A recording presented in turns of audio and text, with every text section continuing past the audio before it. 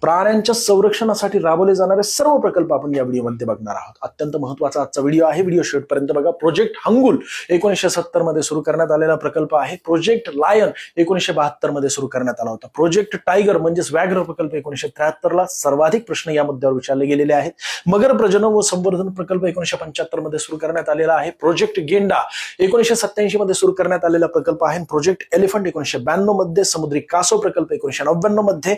Indian रायनो vision यालाच IRV 2020 असं म्हटलं जातं असं 2005 मध्ये सुरू करण्यात आलेला प्रकल्प आहे. प्रोजेक्ट स्नो लेपर्ड यावर तुम्हाला प्रश्न विचारला जाईल मित्रांनो, वारंवार विचारला जाणारा मुद्दा आहे. 2009 मध्ये सुरू करण्यात आलेला प्रकल्प आहे.